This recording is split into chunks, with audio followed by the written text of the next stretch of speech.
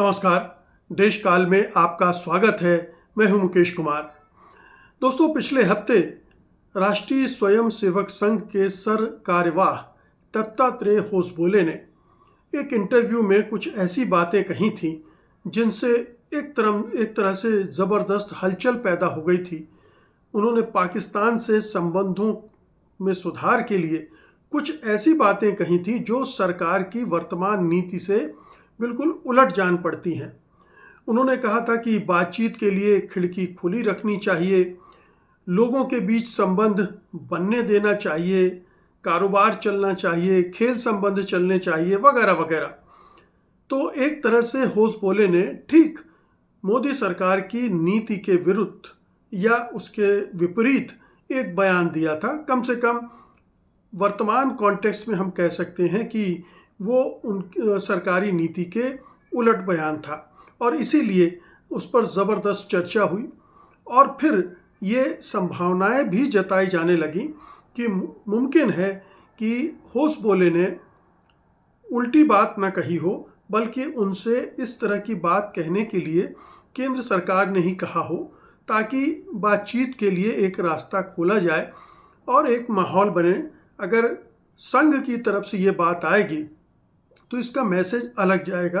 अगर प्रधानमंत्री मोदी या मोदी सरकार इस तरह की बात करेगी तो ऐसा लगेगा कि सरकार झुक गई है, कमज़ोर है और अब पाकिस्तान से बातचीत करने के लिए मजबूर हो रही है। तो एक दूसरे फ्रंट से इस बातचीत को आगे बढ़ाने की कोशिश की गई थी और होसबोले उसके लिए इस्तेमाल किए गए थे, आरएसएस उसके लिए इस्तेमाल किए गए थे।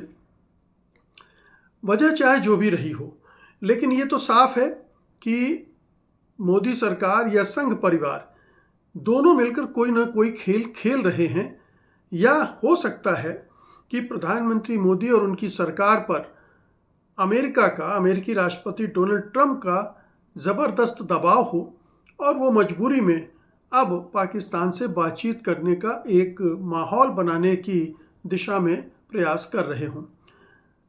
जब होसबोले का ये बयान आया तो उसकी पाकिस्तान में एक बहुत ही सकारात्मक प्रतिक्रिया हुई।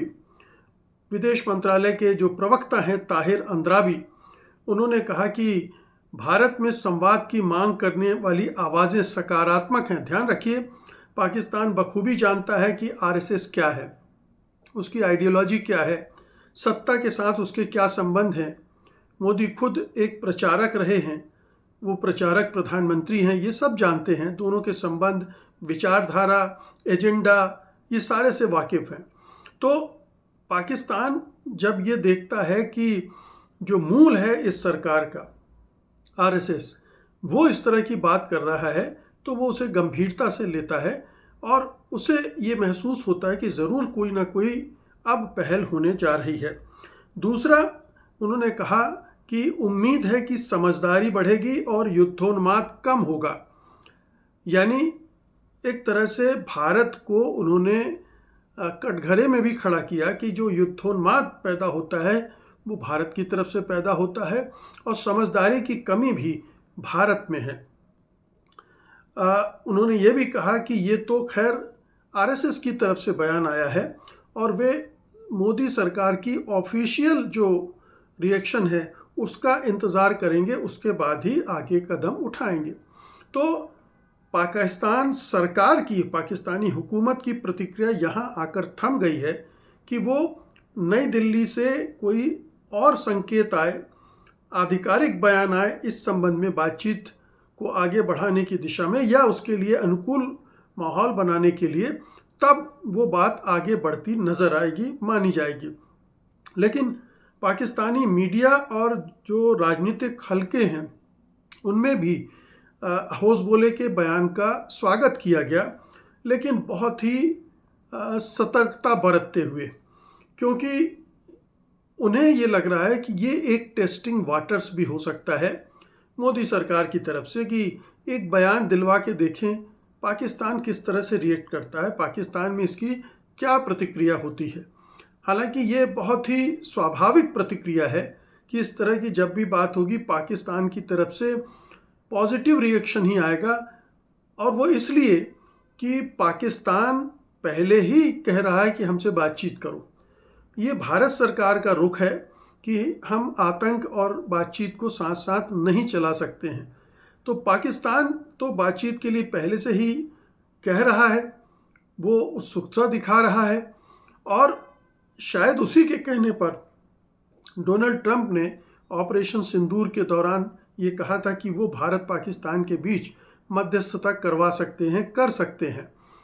तो पाकिस्तान की जो रुझान है वो तो स्पष्ट रूप से बातचीत करने को लेकर है। वो यहाँ तक कह रहा है कि हम कश्मीर मुद्दे सहित सभी मुद्दों पर संवाद करने को तैयार हैं। हालांकि कश्मीर मुद्दे पर भारत सरकार बातचीत नहीं करना चाहती क्योंकि वो उसको अंदरूनी मामला बताती है, लेकिन पाकिस्तान तो चाहेगा ही कि कश्मीर पे बात हो और उसका वो अंतर्राष्ट्रीयकरण कर सके और उसको अपने फ़ायदे में भुना सके। तो पाकिस्तान का रुख बहुत स्पष्ट है। भारत सरकार का रुख अभी स्पष्ट इसलिए नहीं है कि ये साल भर भी नहीं हुए हैं, ऑपरेशन सिंदूर को साल भर से कुछ समय लगभग होने जा रहे हैं। तो ये ऑपरेशन सिंदूर को 1 वर्ष हुआ है अभी, और अब वो एक वर्ष में ही पलट जाए, शासन करने लगे, ये थोड़ा उसके लिए, उसके समर्थकों के लिए, अंधभक्तों के लिए पचाना मुश्किल होगा। तो जो मैंने कही थी कि टेस्टिंग द वाटर, ये वाटर टेस्टिंग का भी एक जरिया हो सकता था प्रधानमंत्री मोदी के लिए, मोदी सरकार के लिए। लेकिन सवाल ये उठता है कि वो क्या टेस्ट करना चाहते हैं। पाकिस्तान की प्रतिक्रिया जैसी आई है वो अपेक्षित है, उसमें कोई हैरत अंगेज बात नहीं है, यही प्रतिक्रिया होनी चाहिए थी। और चूंकि यही प्रतिक्रिया अपेक्षित थी, इसलिए अब इसके आगे का क्या सोच रही है सरकार, इस पर सबकी नज़रें टिकी हुई है। लेकिन एक दूसरा सवाल भी उठ रहा है कि कहीं मोदी सरकार ये जो आरएसएस से कहलवाया है उसने, महज एक अंतर्राष्ट्रीय बिरादरी को, अमेरिका को एक संकेत देने की भर की कोशिश हो, एक शगुफा भर छोड़ा हो कि भारत अब अपनी उस छवि से निकलने की कोशिश कर रहा है और पहल कर रहा है अपनी तरफ से। बाकी बात आगे बढ़ेगी नहीं बढ़ेगी ये दूसरी बात है। तो जो भारत की छवि पिछले साल, 1.5-2 साल में बिगड़ी है अंतर्राष्ट्रीय जगत में, कि उसी ने पाकिस्तान पर हमला किया था। पहलगाम का मामला चूंकि पाकिस्तान अंतर्राष्ट्रीय बिरादरी ने उस रूप में नहीं लिया जिस तरह से मोदी सरकार उसको प्रस्तुत कर रही थी, इसलिए भारत को ही एग्रेसर माना गया अंतर्राष्ट्रीय बिरादरी में पाकिस्तान पर हमले के मुतल्लिक। दूसरी तरफ आप पाकिस्तान को देखें, पाकिस्तान ने अपनी कूटनीति और रणनीति से अपनी छवि अंतर्राष्ट्रीय मंच पर बिल्कुल बदल डाली है। वो अब शांति का दूत बन रहा है, मध्यस्थता कर रहा है मध्य पूर्व में, और काफ़ी हद तक उसने युद्ध विराम करवाने का श्रेय उसको मिल भी रहा है। तो पाकिस्तान की जो छवि है, जो पहले थी क्रॉस बॉर्डर टेररिज्म, आतंकवादी अड्डे, कट्टरपंथ, वो छवि पाकिस्तान की बदल रही है और पाकिस्तान अब ज़्यादा स्वीकार्य हो रहा है अंतर्राष्ट्रीय जगत में, उसकी ज़्यादा सुनी जा रही है और वो अपना विस्तार भी कर रहा है। जैसा हम जानते हैं कि मध्य पूर्व में कैसे वो अपने बहुत सारे मित्र बना रहा है, सऊदी अरब के साथ पैक्ट कर लिया, कतर के साथ कर रहा है, ओमान, तुर्की, मिस्र, इन सब के साथ वो अपने संबंध बना रहा है। तो पाकिस्तान आगे बढ़ता जा रहा है, उसकी छवि बदल रही है, और भारत पीछे हटता जा रहा है, उसकी छवि खराब हो गई है, खराब हो रही है लगातार। ऐसे में क्या मोदी सरकार अपनी और भारत की छवि को बदलने की कोशिश में होश बोले से ये बयान दिलवा रहे हैं, या सचमुच में कोई एजेंडा, कोई आगे का रोड मैप उनके पास है? ये अभी तक हमें जानने को नहीं मिला है। ये जानने को तभी मिलेगा जब भारत सरकार कोई कदम उठाएगी, छोटा मोटा ही सही, प्रतीकात्मक संबंधी कदम ही सही। मान लीजिए कि कारोबार बंद है, कारोबार में कुछ कारोबार को खोलने की बात मोदी सरकार की तरफ से हो जाए, या पीपल टू पीपल कांटेक्ट की जो बात होसबोले साहब कह रहे हैं, उस दिशा में वो कोई एक सिग्नल दे दे और जिसका फिर पाकिस्तान की तरफ से भी जवाब आ जाए, तो ये संभव तभी है। मतलब अब ये कह सकते हैं कि होसबोले ने बॉल जो है वो मोदी सरकार के पाले में डाल दी है। अब मोदी सरकार को खेलना है, उसको मोदी सरकार को ही कदम आगे बढ़ाने होंगे ये दिखाने के लिए कि या तो वो ये दिखा दे कि होसबोले का बयान अनाधिकारिक बयान था, वो उनकी अपनी निजी राय थी, संघ अपने विचार खुद रखता है, सरकार से उसका कुछ लेना देना नहीं है, सरकार ने उन्हें कुछ भी कहने के लिए नहीं कहा और ना ही कुछ भी कहने से रोका है, इसलिए वो अपने स्वतंत्रता पूर्वक उन्होंने विचार रखे हैं। लेकिन आप याद कीजिए कि राम माधव ने ऐसे ही स्वतंत्रता पूर्वक विचार अभी अमेरिका में हडसन इंस्टीट्यूट में जब इंटरव्यू के दौरान रखे थे, तब उनके साथ क्या हुआ था, तब उनसे क्यों माफ़ी मंगवाई गई थी और किसने माफ़ी मंगवाई थी? जाहिर है कि मोदी सरकार ने माफ़ी मंगवाई थी, प्रधानमंत्री मोदी ने कहा होगा माफ़ी मांगने को और राम माधव ने माफ़ी मांगी। तो ऐसा तो है नहीं कि ये दो बिल्कुल अलग बॉडी हैं, बिल्कुल अलग धाराएं हैं जो एक दूसरे से को सपोर्ट नहीं करती हैं। स्पष्ट रूप से दोनों एक ही हैं, दो मुंह कह सकते हैं आप।